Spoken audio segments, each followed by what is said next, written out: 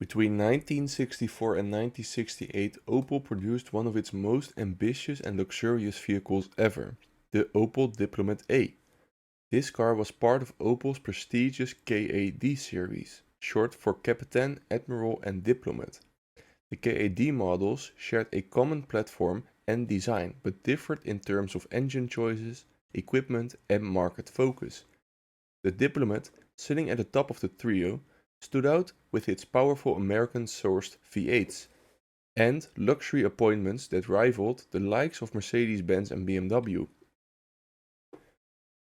Introduced in early 1964 with the Captain and Admiral, the Opel Diplomat was Opel's bold statement in the European executive class. It was built to combine American muscle car performance with European styling and sophistication. The car was only available with V8 engines, a rarity among German cars at the time, which used mostly inline sixes. Opel borrowed heavily from its parent company, General Motors, using Chevrolet's small block V8s and styling cues from American vehicles. While the Captain and Admiral also were large sedans, the Diplomat distinguished itself with more upscale features and stronger engines.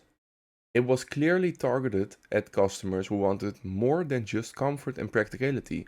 They wanted status, power and luxury. Exterior design of the Diplomat A reflected the optimistic spirit of the 1960s. The car had a broad, confident stance with long, sweeping lines and a wide grille flanked by quad headlights.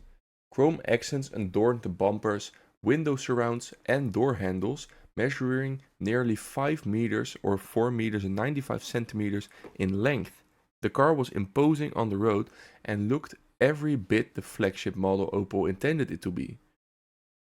A special version of the car was the Diplomat Coupé, produced in very limited numbers by Karmann between 1965 and 1967, with only 347 units made, giving it a near mythical status among classic car collectors.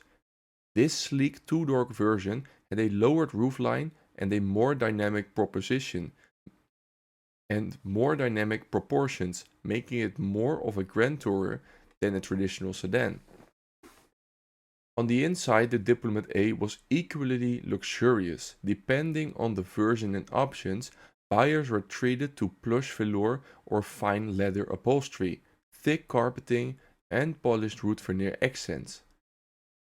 The dashboard featured large round dials, a horizontal speedometer with speeds higher than with the Admiral and the Captain because of the car being more powerful, although the only version that also had similar speedometers was the V8, also available in the Captain and Admiral, although that was the 4.6.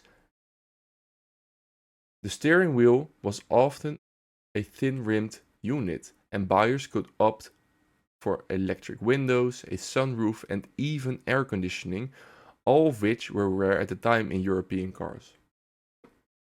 Unlike its KAD siblings that came with the 6-cylinder engines, the Diplomat was exclusively powered by V8 engines sourced from Chevrolet, and there basically also were two main engines.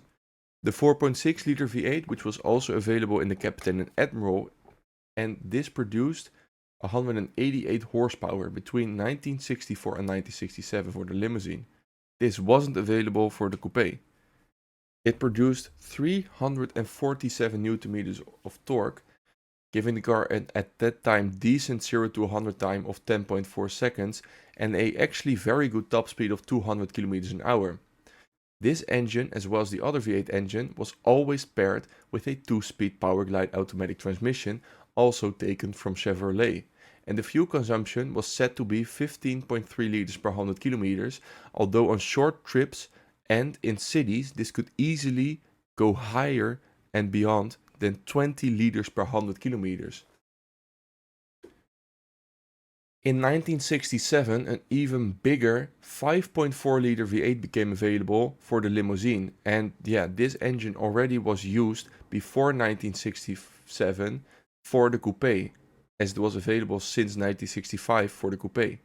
This had more power, more torque, a better top speed and a 0 to 100 time, and a better fuel consumption whatsoever, which is actually quite interesting. It had 227 horsepower, 427 newton meters of torque, and a 0 to 100 time almost a second better of 9.5 seconds.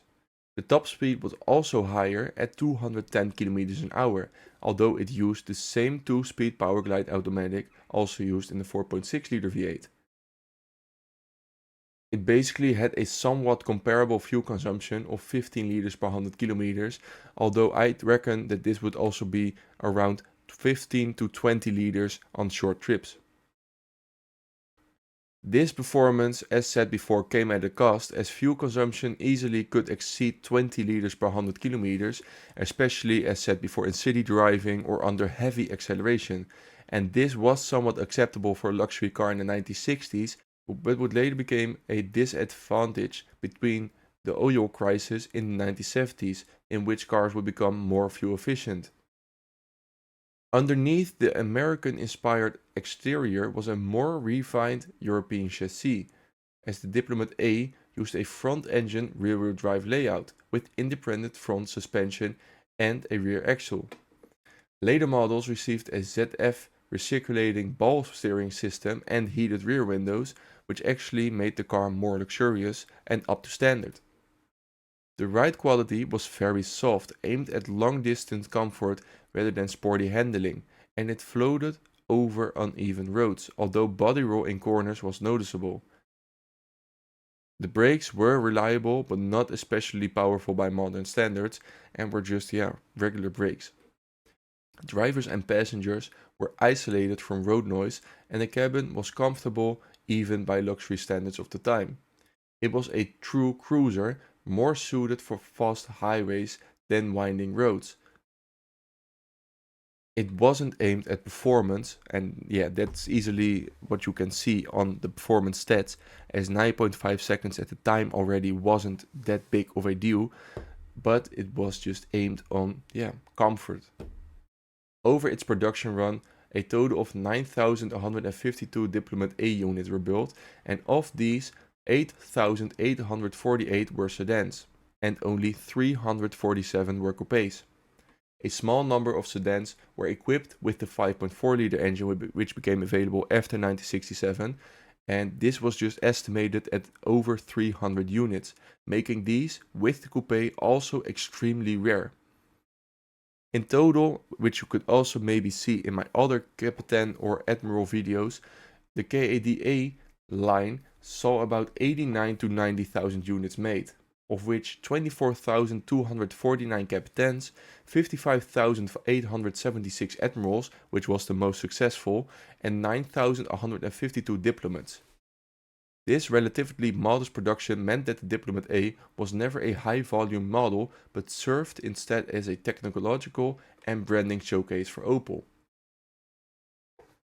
The Diplomat A aimed to compete with high-end models for Mercedes-Benz, such as the W108 and W111 series, especially the 250S and 280SE, but also somewhat performance-wise as the 6.3 liter also made by Mercedes, and with BMW's large sedans, although BMW was not yet strong in this segment during the mid-1960s in some markets.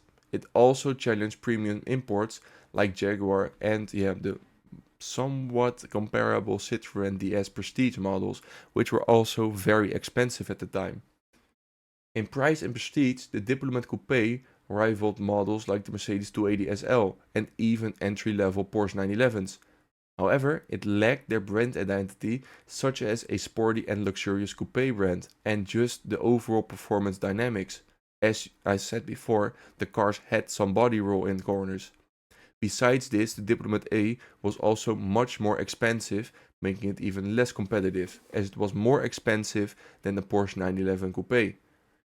The Diplomat A replaced the Captain P2, a more conservatively styled model with less sophisticated engineering, although not being comparable to the luxury the Diplomat A had, as it was, the Diplomat was the first generation of the name and didn't have a direct predecessor. It did have a direct successor, as in 1969 Opel introduced the Diplomat B along with the Captain B and Admiral B. which was a redesigned version with a more modern look and upgraded technical features, including better suspension and improved automatic gearboxes. And eventually, in the late 1970s, Opel moved away from the luxury large car market, as the Opel Senator, introduced in 1978, was a smaller and more efficient executive sedan, signaling a shift in customer preferences toward practicality and economy. Thanks for watching this video. In order to be able to upload more videos in the future, please consider becoming a member on my channel or sending a super thanks on this video. Also, don't forget to check out this playlist with many interesting videos covering various parts of the automotive industry, and also don't forget to like and subscribe for more. And I will see you in the next video.